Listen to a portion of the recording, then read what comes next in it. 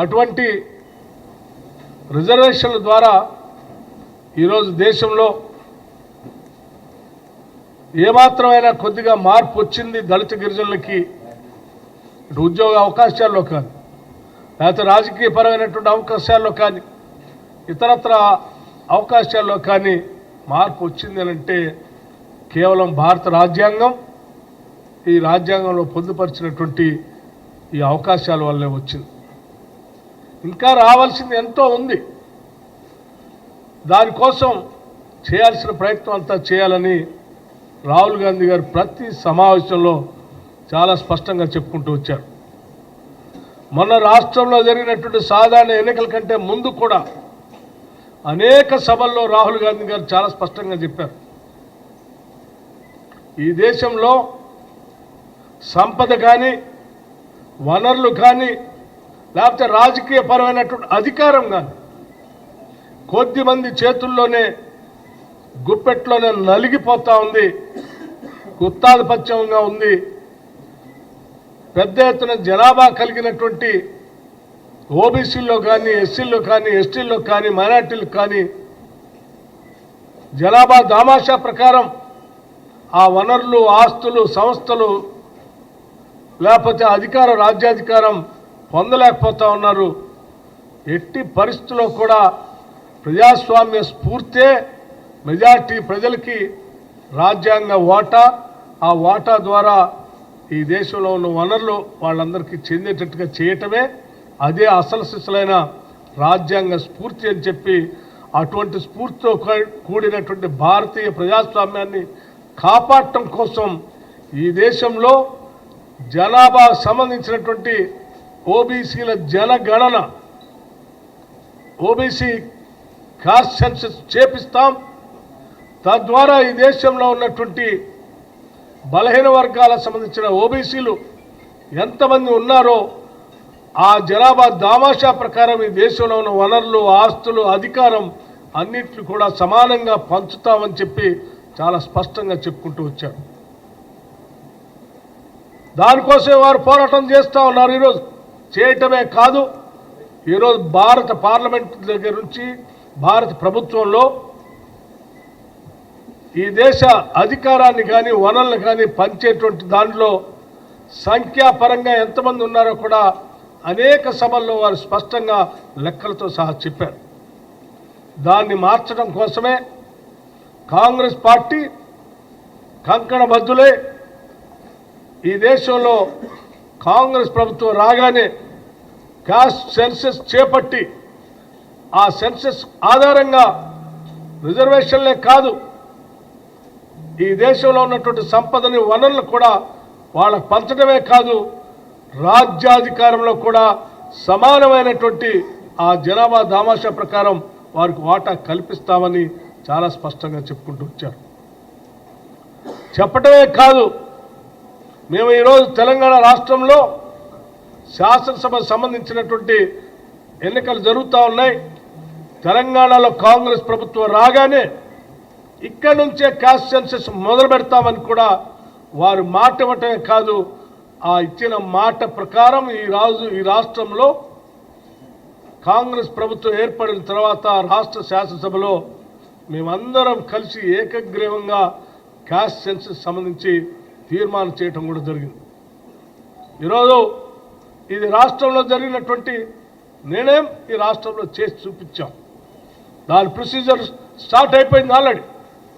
అలాగే రేపు భారత పార్లమెంటు సంబంధించిన ఎన్నికల్లో కూడా దేశవ్యాప్తంగా కాంగ్రెస్ పార్టీ అధికారంలోకి వచ్చిన వెంటనే భారత పార్లమెంట్లో కూడా కాస్ట్ సెన్సస్ సంబంధించి విధానపరమైన నిర్ణయం తీసుకొని ఈ దేశంలో ఉన్నటువంటి అత్యధిక శాతం ప్రజానికానికి ఆ డెమోక్రటిక్ స్పిరిట్తో కావాల్సిన వాటానంతా పంచుతామని చెప్పి చాలా స్పష్టంగా రాహుల్ గాంధీ గారు, మల్లికార్జున్ ఖర్గే గారు కాంగ్రెస్ పార్టీ విధానపరమైన నిర్ణయాన్ని స్పష్టంగా ఒక పక్కన చెప్పుకుంటూ పోతాం.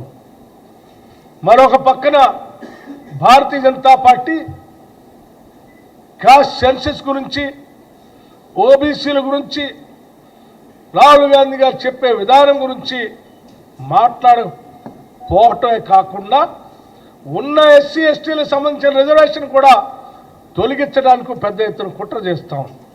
అంటే దాదాపు ఈ దేశంలో ఉన్నటువంటి 92% ప్రజలకు చెందాల్సినటువంటి హక్కుల్ని రానియకుండా, వాళ్ళకు కావాల్సిన వాటాని రానియకుండా, వాళ్ళకి చెందాల్సిన సంపదను చెందనీయకుండా చేయాలనేటువంటి కుట్ర భారతీయ జనతా పార్టీ పెద్ద ఎత్తున చేస్తూ ఉంది. అది చేయటం కోసం ఈరోజు పార్లమెంట్లో 400 సీట్లు కనీసం మాకు ఇవ్వండి, మాకు భారీ మెజార్టీ వస్తే వీటన్నిటిని సమూలంగా మార్చేసి భారత రాజ్యాంగాన్ని మార్చి వీళ్ళందరినీ తిరిగి మళ్ళీ బానిసలాగా మారుస్తాం అని చెప్పడం కోసం ప్రయత్నం చేస్తాం. ఈ ప్రయత్నాన్ని ఈ రాష్ట్రంలో ఉన్నటువంటి ఓబీసీలు, ఎస్సీలు, ఎస్టీలు, బలహీన వర్గాలు, మిగతా బలహీన వర్గాలు అందరూ గమనంలో తీసుకుని మన హక్కుల కోసం, మన వాటా కోసం, రాజ్యాధికారంలో భాగం కోసం తప్పనిసరిగా మీ అమూల్యమైనటువంటి ఓటుని మనమే కాపాడుకోవటం కోసం ఓటుని వినియోగించుకొని మన కోసం పోరాటం చేసేటువంటి కాంగ్రెస్ పార్టీని నిలబెట్టుకోవాల్సిన అవసరం ఉంది అని చాలా స్పష్టంగా మీ ద్వారా ఈ ప్రజానికానికి విజ్ఞప్తి చేయడం కోసమే ఈ సమావేశాన్ని ఏర్పాటు చేశాం. పొరపాటున మన ఓటుని అసలు పూర్తిగా ఈ దేశంలో ఉన్నటువంటి ఓబీసీలని, వాళ్ళకి రావాల్సిన హక్కుల్ని, ఎస్సీ ఎస్టీలు రావాల్సిన అందరినీ తొలగించడం కోసం చాలా ఉర్రూతులవుతున్నటువంటి భారతీయ జనతా పార్టీకి ఓటేస్తే మన గొంతు మనమే కోసుకున్నట్టు అవుతుంది. భవిష్యత్తు అనేదే లేకుండా పోతుంది. దయచేసి రాష్ట్ర ప్రజలే కాదు, దేశంలో ఉన్నటువంటి వర్గాలకు సంబంధించినటువంటి వాళ్ళందరూ కూడా ఆలోచన చేయవలసిన అవసరం ఆసన్నమైందని చెప్పడం కోసం స్పష్టంగా కార్యక్రమాన్ని ఏర్పాటు చేశాం. మిత్రులారా, ఇంకో ఆయన అంటాడు, మాట్లాడుతాం, భారతీయ జనతా పార్టీ సంబంధించి ఇంకో ఎంపీ ఈ మధ్యనే భారత రాజ్యాంగానికి సంబంధించిన ప్రియాంబుల్లో ఉన్నటువంటి సెక్యులర్ పదాన్ని యాడ్ చేశారు కాబట్టి మొత్తం మార్చేస్తోంది. ఈ దేశ నిర్మాణము, ఈ దేశంలో ఉన్న సమాజ నిర్మాణము అనేక మతాలు, అనేక కులాలతో నిర్మించబడింది.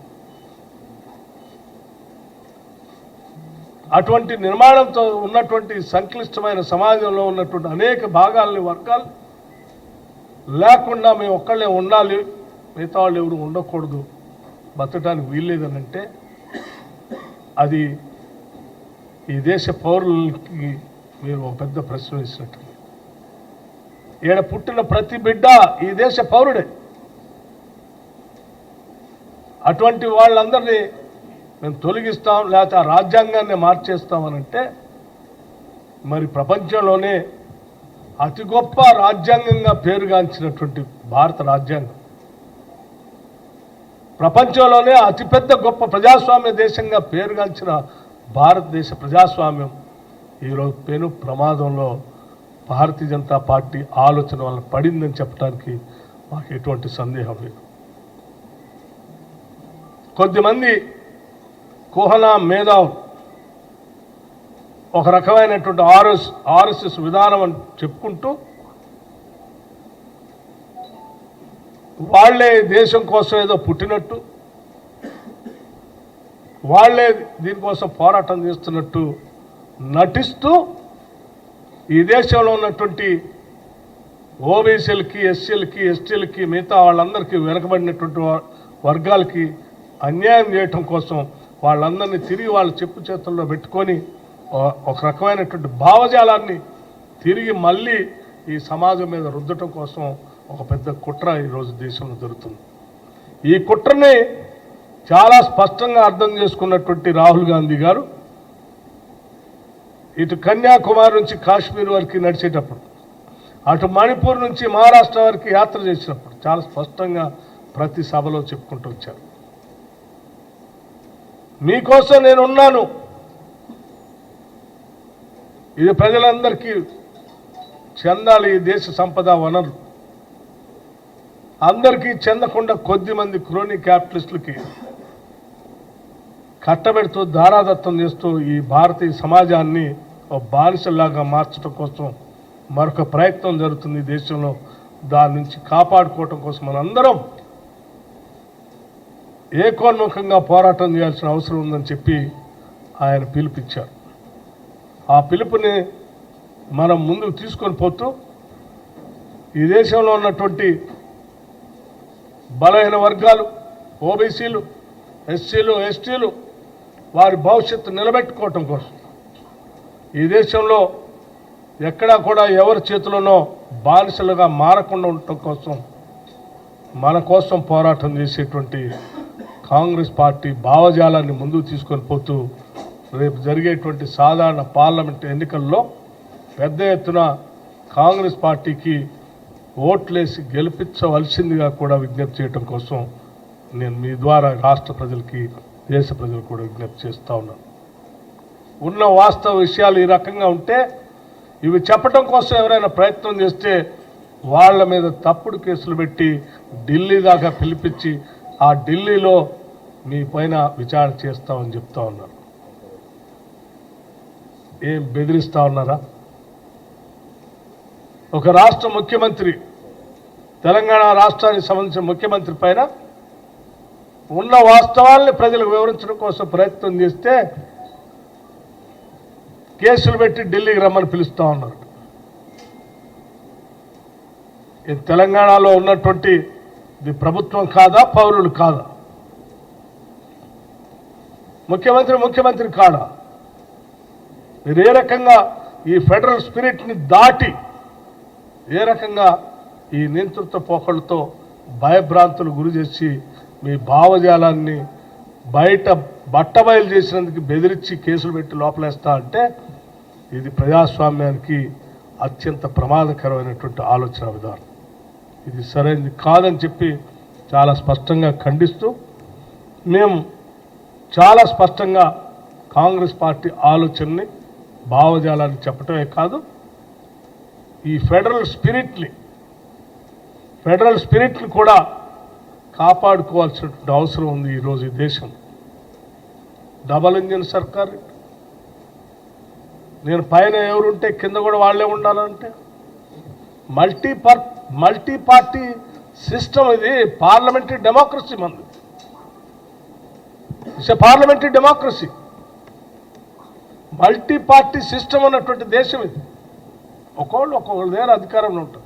కేంద్రంలో ఒక పార్టీ ఉండొచ్చు, రాష్ట్రాల్లో ఇంకో పార్టీలు ఉండొచ్చు, కింద స్థానిక సంస్థలు ఇంకో పార్టీలు ఉండొచ్చు, రకరకాలుగా ఉంటాయి. ఎవరి భావజాలం, భావ స్వేచ్ఛ, భావ వ్యక్తీకరణ అనేది భారత రాజ్యాంగం మనందరికీ ఇచ్చినటువంటి హక్కు. భావ స్వేచ్ఛ లేదనే కదా ఆనాటి బ్రిటిష్ వాళ్ళకి దేశంలో ఉన్నటువంటి జనాభా అంతా కూడా వ్యతిరేకంగా ఏకోన్ముఖంగా నిలబడి బ్రిటిష్ వాళ్ళని దేశం నుంచి బయటకు పారదోలింది. వాక్ స్వాతంత్రం లేదనే కదా ఇవాళ నువ్వు వాక్ స్వాతంత్రం లేకుండా, భావ స్వేచ్ఛ లేకుండా, భావజాలమే లేకుండా మేము చెప్పిందే మీరు అమలు చేయాలి అంటే అది హిట్లర్ లాగానో లేకపోతే ముస్సోలిని లాగానో మీరు మా మీద మీ భావజాలాన్ని రుద్దుతా అంటే ఇది కరెక్ట్ కాదని మాత్రం చాలా స్పష్టంగా చెప్పదలుచుకున్నాం. ఇది ఈ రాష్ట్రంలో ఉన్నటువంటి ప్రభుత్వం కాంగ్రెస్ ప్రభుత్వం భారత రాజ్యాంగాన్ని తూచా తప్పకుండా నమ్మి ఆచరించేటువంటి ప్రభుత్వం. ఇక్కడ అన్ని భావజాలాలకి నిలయం. ఎవరి భావస్వేచ్ఛ వారికి ఉంది.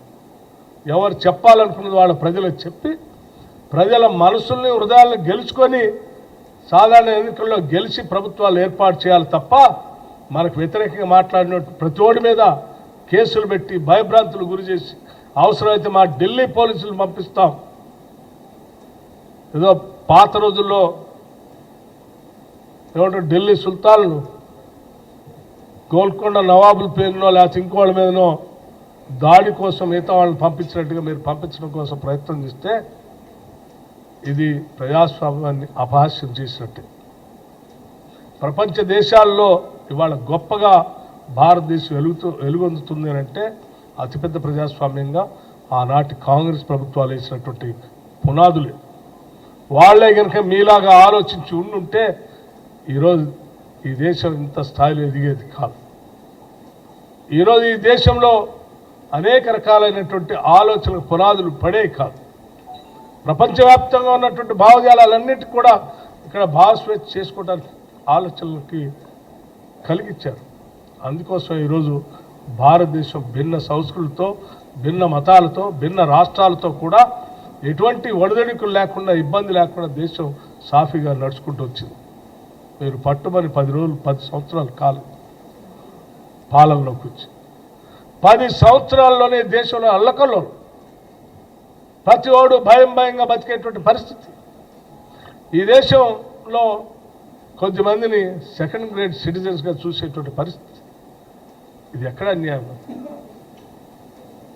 పాలకులు ప్రతి పౌరుడికి ఇది నేను స్వేచ్ఛగా, స్వతంత్రంగా నా దేశంలో బతుకుతున్నటువంటి భావం కలిగించాలి తప్ప భయభ్రాంతులకు గురి చేసేటువంటి పాలన అందించడం అనేది ఏ ప్రజాస్వామ్యానికి కూడా క్షేమం కాదు. కాబట్టి ఇటువంటి పాలనని ఇంకా మన పైన రుద్దటం కోసం ఆలోచన చేస్తూ 400 సీట్లు పైబడి నాకు ఇవ్వండి అని విజ్ఞప్తి చేస్తూ ప్రజల మధ్యకు వస్తున్న భారతీయ జనతా పార్టీకి ఈ రాష్ట్రంలో స్థానమే లేకుండా, ఈ దేశంలో అధికారంలో రాకుండా చూడాల్సిన బాధ్యత బలహీన వర్గాలపైన, ఓబీసీలపైన, ఎస్సీ ఎస్టీలు, మైనార్టీలపైన మరీ ముఖ్యంగా ఉందని, మనందరిపైన ఉందని చెప్పి మీ అందరికీ విజ్ఞప్తి చేస్తూ ఆ దిశలో ఆలోచన చేయవలసిందిగా మీ ద్వారా ప్రజలందరికీ విజ్ఞప్తి చేస్తూ ఉన్నాను.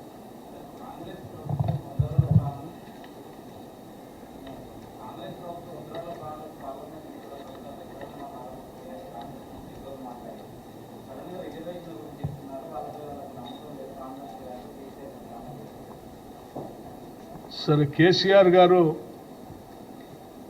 భారతీయ జనతా పార్టీతో అంటగాగుతూ భారతీయ జనతా పార్టీ చేస్తున్న తప్పిదాలు, వారు బలహీన వర్గాలకి, ఓబీసీలకి, ఎస్సీ ఎస్టీలకి వ్యతిరేకంగా చేస్తున్న ఆగడాలకి, వారి పక్షాలు నిలబడి కాంగ్రెస్ పార్టీ చేస్తున్న పోరాటానికి వ్యతిరేకంగా ఈరోజు బీజేపీకి మద్దతు ఇస్తూ ఆయన మాట్లాడుతున్నారంటే నిజంగా నాకు బాధ అనిపిస్తాం. మేము మొదటి నుంచి చెప్తూనే ఉన్నాం, ఈ రెండు కలిసిపోయే కార్యక్రమం చేస్తూ ఉన్నాయి. వారు ఆ మాట మాట్లాడటం ద్వారా మరొకసారి వారు వాస్తవ రూపాన్ని ముసుకుని తొలగించినట్టయింది. 100 రోజులు మా పరిపాలన కేవలం 3 మాసాలు, మీరు 10 సంవత్సరాల్లో కూడా మీరు ఇచ్చినటువంటి హామీలు అమలు చేయకపోయినా ఇంకా బయటకు వచ్చి మీరు సిగ్గు లేకుండా మాట్లాడుతూ ఉన్నాం. కానీ మేము కేవలం 3 నెలల్లోనే అస్తవ్యస్తం చేసినటువంటి రాష్ట్రం మీరు చిన్నాభిన్నం చేస్తే దాన్ని సరిచేస్తూ కేవలం 3 నెలల్లోనే మేము ఇచ్చిన హామీలన్నింటినీ సాధ్యమైనంత వరకు చేసుకుంటూ 15 రోజుల కోటి, నెలకోటి చేసుకుంటూ వచ్చాం. ఈ లోపల ఎన్నికల కోడ్ వచ్చింది.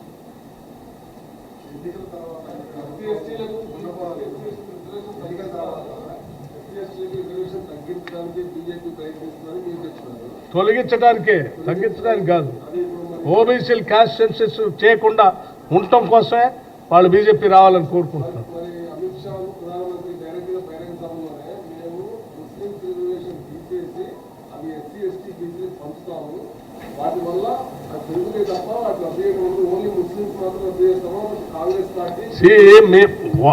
వాస్తవ విషయాన్ని బయట చెప్పేవాడికి వారు ముసుగు తొలగిపోయిందని చెప్పి కప్పుకోవడం కోసం ఏదో మాట్లాడుతున్నారు. కానీ వారి అసలు ఎజెండా వారు చెప్పారు చాలా సందర్భాల్లో. నేను కావాలంటే వారు చెప్పినటువంటి విషయాలు, వారి పార్టీకి సంబంధించినటువంటి ఆర్ఎస్ఎస్ భావజాలంతో కూడి వారు మాట్లాడినటువంటి అనేక అంశాలు కూడా, అనేక సందర్భాల్లో వాళ్ళు మాట్లాడినవి కూడా నేను కోట్ చేయగలను. ఇవాళ కావాలని ఉదాహరణ చూడండి. ఆర్ఎస్ఎస్ ఫిలాసఫర్ ఎన్జీ వైద్య 2017 ఆగస్టు 30న మోడీ ప్రధానిగా బాధ్యత చేపట్టిన తర్వాతనే ఇండియా టుడేకి ఇచ్చిన ఇంటర్వ్యూలో కులాల ప్రతిపాదన రిజర్వేషన్ రద్దు చేయాలి, ఏ కులాలు వెనకబడి లేవు అని వారే స్టేట్మెంట్ ఇచ్చారు. ఎస్సీ ఎస్టీ రిజర్వేషన్లు 10 సంవత్సరాల లోపలే ఉండాలో వాటి అవసరం లేదని చెప్పి, అట్లాగే 2017లో అనంతకుమార్ హెగ్డే గారు రాజ్యాంగంపై నాకు గౌరవం ఉంది కానీ అది కొన్ని రోజుల్లో అది మారబోతా ఉంది అని చెప్పి, నేను ఇక్కడ ఉన్నదే దానికోసం అని వారు స్పష్టంగా ప్రకటన కూడా చేశారు. అట్లాగే మోడీ హయాంలోనే లోక్సభ స్పీకర్గా ఉన్న సుమిత్రా మహాజన్ గారు కూడా రిజర్వేషన్ వ్యతిరేకంగా స్టేట్మెంట్ ఇచ్చారు. అట్లాగే రాజ్యాంగాన్ని మార్చి రిజర్వేషన్ రద్దు చేయాలి అని చెప్పి 2/3 మెజార్టీతో 50% పైగా రాష్ట్ర శాసనసభల్లో కూడా ఆమోదం పొందటం కోసమే ఈరోజు వారు 40 సీట్లు అడగటమే కాకుండా అనేక రాష్ట్రాల్లో ఉన్నటువంటి మిగతా ప్రతిపక్ష పార్టీలకు సంబంధించిన ప్రభుత్వాలను కూడా రద్దు చేసి కూల్చి బీజేపీ పరంగా చేసుకోవడం కోసం ప్రయత్నం చేస్తున్నారు. నిన్న మొన్న ఒక పార్లమెంటు సభ్యులు కూడా వారికి సంబంధించిన సెక్యులర్ అనే పదంతో కూడినటువంటి ప్రియాంబుల్తో ఉన్న ఈ భారత రాజ్యాంగాన్ని మార్చేస్తామని చెప్పారు. సో సమయం దొరికినప్పుడల్లా చెప్పుకుంటూ వచ్చారు. ఇవాళ వారు వాస్తవ విషయాన్ని ముసుగు తొలగించి మా నాయకత్వం అంతా చెప్పేవారికి దాన్ని కప్పిపుచ్చుకోవటం కోసం సరే మనం ఈరోజు ఇది చెప్పేద్దాం, ముందు 400 సీట్లు వచ్చిన తర్వాత కదా మొత్తం దీన్ని ఖతం చేయొచ్చనే ఆలోచనతో ఒక అబద్ధాలతో కూడినటువంటి ఒక ముసుగేసి మాట్లాడుతూ ఉన్నారు. అందుకే చెప్తా ఉన్నాం, తస్మాత్ జాగ్రత్త. మన ఓటు అత్యంత విలువైంది, అది చెప్తూనే ఉన్నారు.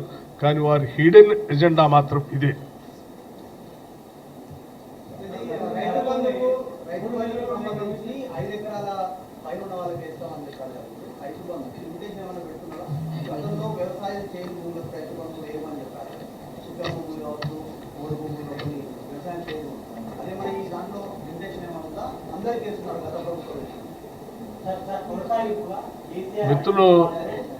మిత్రులు ఒకసారి ఈ రాష్ట్రంలో ఉన్నటువంటి రైతులందరినీ మీరు ఎవరైనా అడిగి వారికి రైతు బంధు వచ్చిందా, అందరికీ వచ్చిందా రాలేదా, చెందిందా రాలేదా అని వెరిఫై చేసుకుంటే తెలుసు.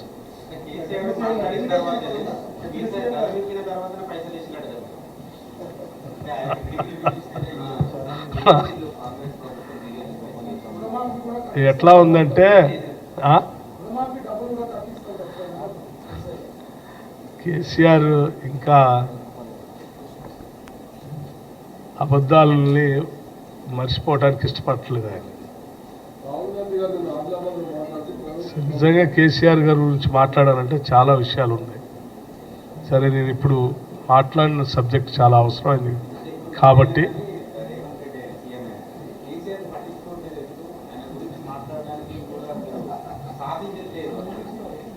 ఎవరు ఉంటే కదా మాట్లాడటానికి,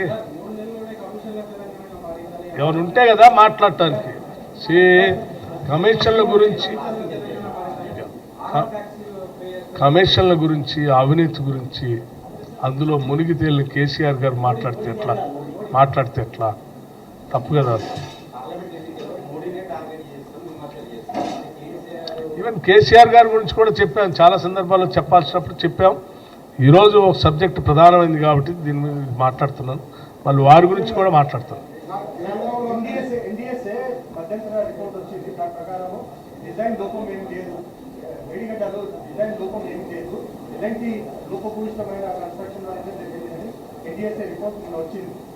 సార్, దానికి సంబంధించి పూర్తిగా మేము జ్యుడిషియల్ ఎంక్వైరీ చేసాం.